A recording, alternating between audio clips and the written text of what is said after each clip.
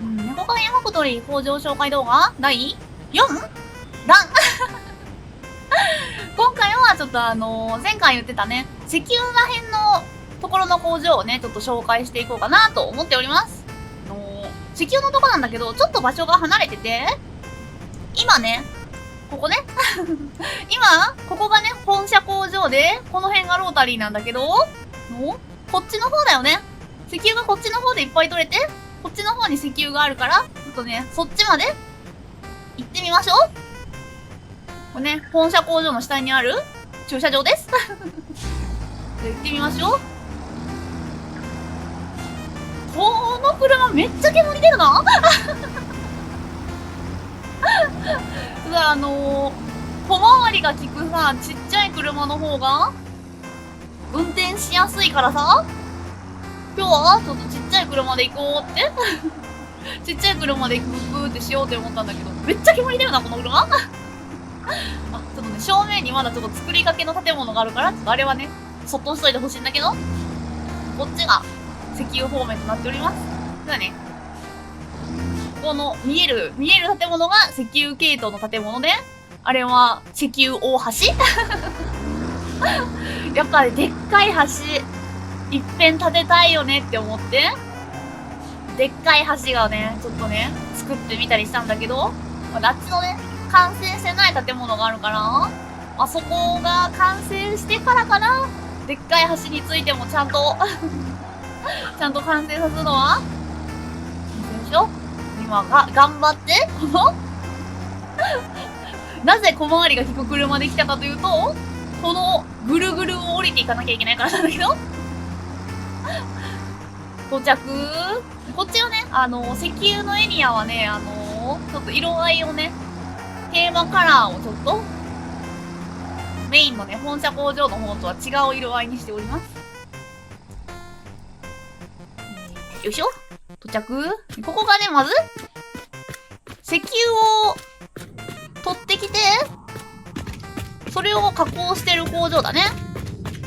はいね。石油を全部燃料にしております。で、その燃料を作ると副産物としてこの樹脂がね、ゴミが出るから、このゴミを使ってプラスチックとかを作ってる工場だね。ね、入ってみましょう。ズバーンやってるねー。ここの工場さ、お恥ずかしいことにさお恥ずかしいことに猫もどきが計算間違えててさで、置かなきゃいけない機械の数間違えてて、機械がなんかちゃんと置けてなくて、計算間違えてて、ちゃんと動いておりません。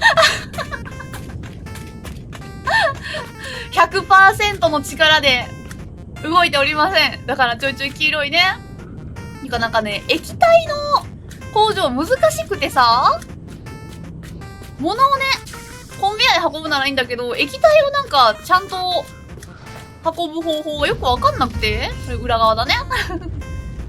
なんかどうしてもなんかロスが出ちゃうっていうか、100% の力で動かせなくて、先にこっち側から向こうまで行こうか。なんか解説動画みたいなやつで、液体の運搬をこう 100% の効率でやる方法みたいなのを見たりしたんだけど、もう猫もどきにはよくわかんなくて猫もどきはよくわかんなくて、だからちょっとこの液体周りの工場効率が悪い効率が悪くなっております。でね、玄関に帰ってきたね。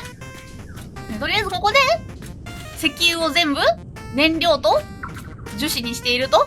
んで、もうね、燃料と樹脂をどうしてるかっていうと、あ、漏れないね。よいしょ。行ってみましょ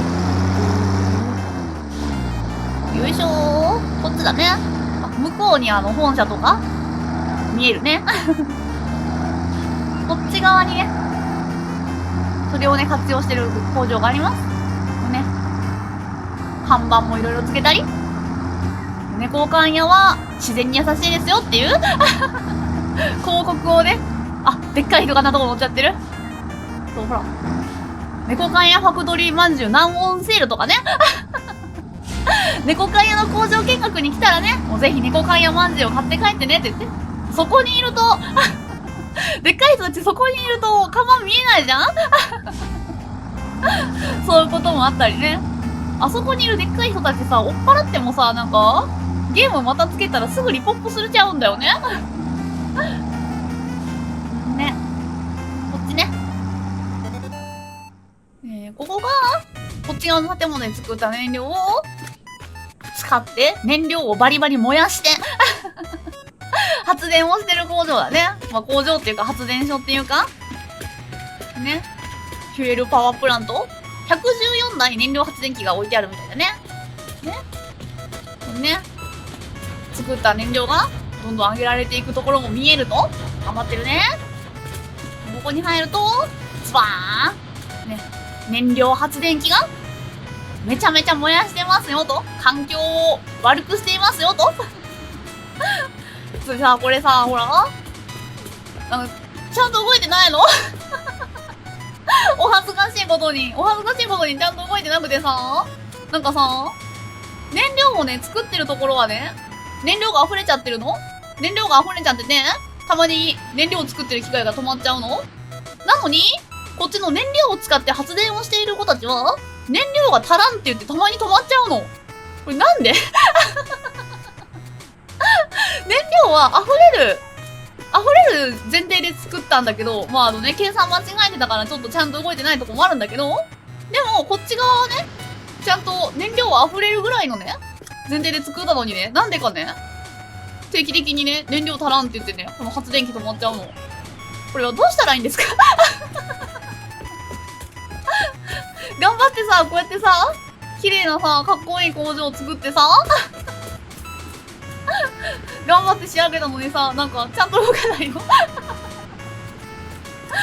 これって猫もどきが悪いんですか？猫もどきが悪いんだろうな。で、ここね、もう、ワンフロアにこんだけ機械置いてるだけじゃ全然足らないから、この下にも、スタッフを見たね。下にもこうやってね、いっぱい発電機並んでて、で、上にもいっぱい並んでおります。スタッフオンリーのとこ見てこうか。ここはね、あんまり見応えがないっていうか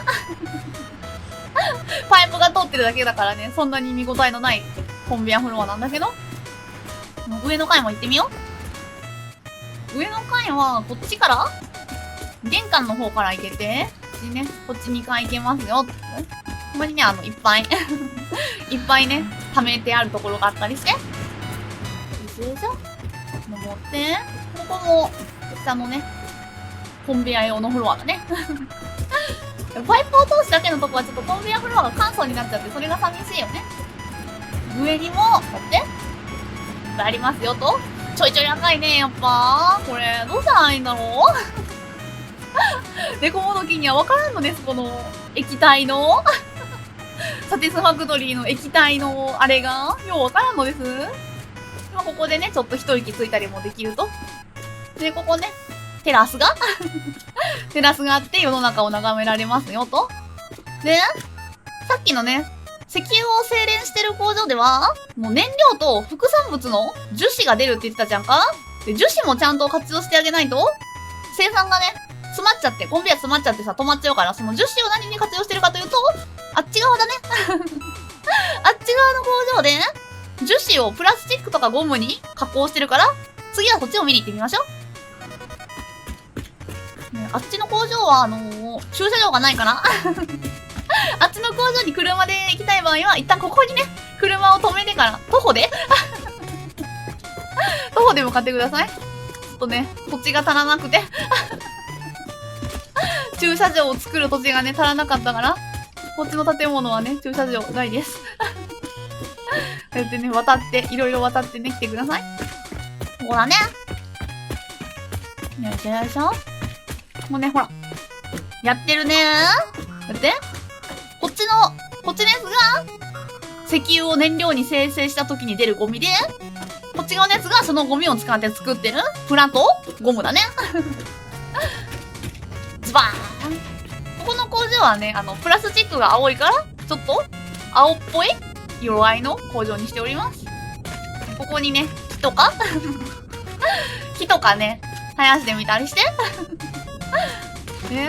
こっち側がゴムかな？ゴムを 240？ こっち側ではゴムを240作ってると。からね、こう。裏も見れるし、下もこんな感じになっていると。で、こっち側だね。こっち側ではプラスチックを何本で書いてあった ?400?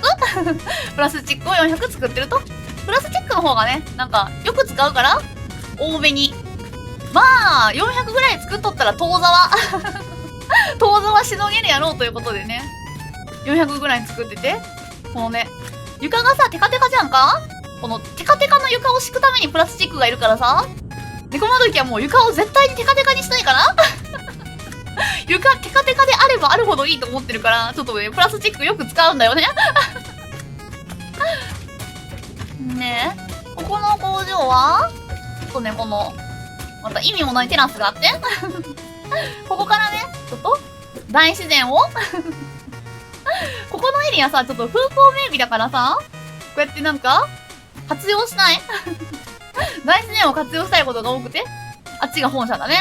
駐車場があった建物ね。景色がいいから。それでね、この、水が出てるあれも、いい感じだし活用したいなと思って、ちょっとここはね、テラスがこの、うにょーんとしている人もね、あえてね、建物に被っちゃわないようにしてあったり、こっからね、こうやって、お外にお外に出て、ちょっとその辺をね、散策することもできると。でこれがね、この前強化鉄板の後に紹介しようと思ったけど、プラスチックとかを使ってるから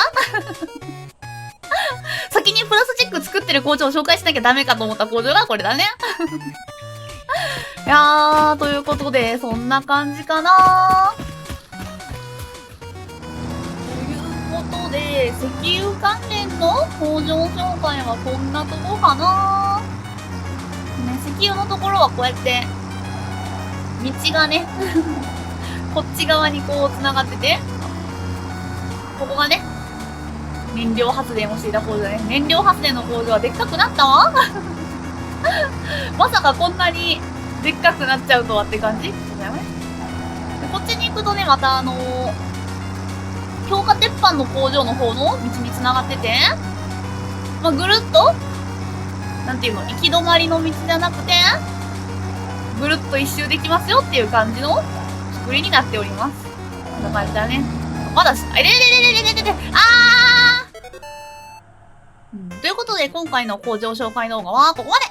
次回は、この、作ったね、ゴムとかプラとかを、あと、銅とかね、カテリウムとかを使って作ってる回路基板とか、そういうなんか機械系のものを作ってる工場を紹介できたらなと思っております。それじゃあ、バイバーイまたねー今日の動画はここで終わり。